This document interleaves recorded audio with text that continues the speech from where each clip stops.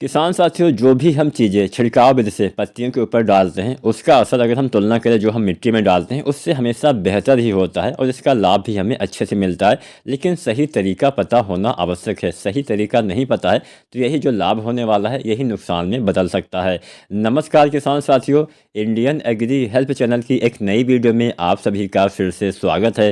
किसान साथी, आज हम जानेंगे गेहूँ में डीएपी का स्प्रे अगर हम करते हैं तो हमें क्या फ़ायदा मिलता है, क्या लाभ मिलता है, हमें इसका इस्तेमाल करना चाहिए या नहीं करना चाहिए, कैसी अवस्था में इसका इस्तेमाल हम कर सकते हैं। तो नमस्कार किसान साथियों, फिर से आपका स्वागत है। अगर आपने कोई भी आपका सवाल हो तो नीचे कमेंट करिए और चैनल को सब्सक्राइब नहीं किया है तो सब्सक्राइब करिए। सबसे पहले जानते हैं डीएपी का स्प्रे करने की हमें आवश्यकता क्या है।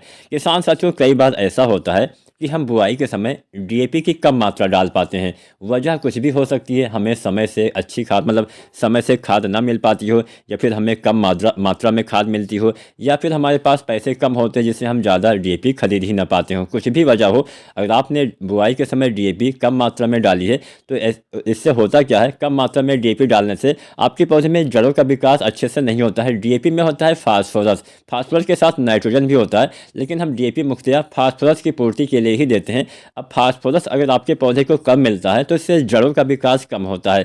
जब पौधे में जड़ विकास कम होता है तो पौधे में कल्ले का फुटाव भी कम होता है। जब पौधे में कल्ले का फुटाव कम होगा तो आपको उत्पादन भी कम मिलेगा। या फिर कई बार ऐसा भी होता है कि हमने बुआई के समय डीएपी तो डाला संपूर्ण मात्रा, लेकिन उसी डीएपी खाद के साथ हमने जिंक खाद को मिला के डाल दिया। हमें नहीं पता था कि हमें डीएपी के साथ जिंक नहीं मिलाना चाहिए। अगर आप डीएपी के साथ जिंक मिला देते हैं तो डीएपी में होता है फास्फोरस और जिंक, अगर आपस में मिल जाता है फास्फोरस और जिंक तो एक नया तत्व बन जाता है जिंक फास्फेट।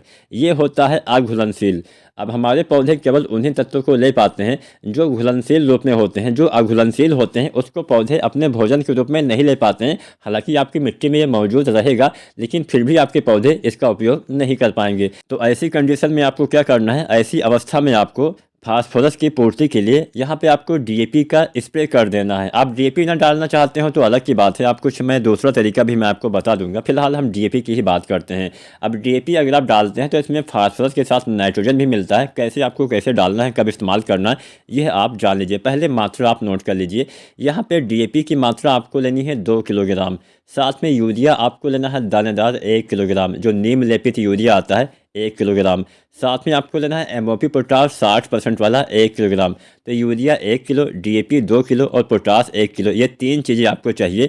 लेकिन यहाँ पे सबसे पहले आपको लेना है डीएपी, क्योंकि डीएपी जो होता है पानी में घुलने में थोड़ा लंबा समय लेता है। तो 1 या 2 दिन पहले या 3-4 दिन पहले, जितना भी आप समय लें उसमें आपको 2 दिन आप मान के चलिए, 2 दिन पहले आपको डीएपी को घोल लेना है पानी में, क्योंकि घुलने में थोड़ा लंबा समय लगेगा। इसमें आप बीच बीच में हिलाते रहेंगे तो थोड़ा जल्दी घुल जाएगा। तो 2 दिन पहले डीएपी को घोल लीजिए और जब आप छिड़काव करने वाले हो तब आपको यूरिया और पोटास को घोल लेना है। यहाँ पे एक बात का ध्यान यह भी रखना है, सभी का अलग अलग बर्तनों में घोल बनाइए, इकट्ठा मत घोलिए। क्योंकि जो पोटास होता है, पोटास के साथ आप नाइट्रोजन यानी यूरिया मिला तो सकते हैं, लेकिन बहुत लंबे समय तक मिला के रखना नहीं होता है, इस बात का ध्यान रखना है। तो तीनों का अलग अलग बर्तनों में घोल बनाइए। यूरिया और पोटास जल्दी घुल जाता है, तो जब आपको डालना हो उसी दिन आपको घोल बनाना है, और डीएपी को 1-2 दिन पहले घोलना है। ये 3 चीज़ें आपने घोल लिया, टंकी में डालिए। 120 लीटर पानी में आप इसका छिड़काव करिए। 1 एकड़ में 120 लीटर पानी में आपको 1 kilo DAP 2 kilo DAP, 1 kilo urea और 1 किलो पोटास, आपको इसका छिड़काव 120 लीटर पानी में मिलाने के बाद आपको करना होता है। इतनी मात्रा 1 एकड़ खेत के लिए पर्याप्त रहेगी। कब कब आपको छिड़काव करना है, इसका छिड़काव आप 2 बार करिए। पहली बार पहले पानी के पहले, उसके 1 सप्ताह बाद दोबारा से आप छिड़काव करेंगे तो लगभग बहुत अच्छा फ़ायदा आपको देखने को मिलेगा। आपके खेत में पोटास की भी कुछ पूर्ति हो जाएगी, नाइट्रोजन की भी कुछ पूर्ति हो जाएगी, साथ में फास्फोरस की भी पूर्ति हो जाएगी, जिससे पौधे में जड़ों का विकास कल्ले आप समझ लीजिए कोई एनपीके डाल रहे हैं। इस तरह से अगर आप डालते हैं, अगर आप इसका प्रयोग नहीं करना चाहते हैं तो आप एनपीके 12-61-0 1 से 1.5 किलो डालेंगे तो भी अच्छा काम करेगा। वीडियो और जानकारी पसंद आई हो तो लाइक करें। धन्यवाद।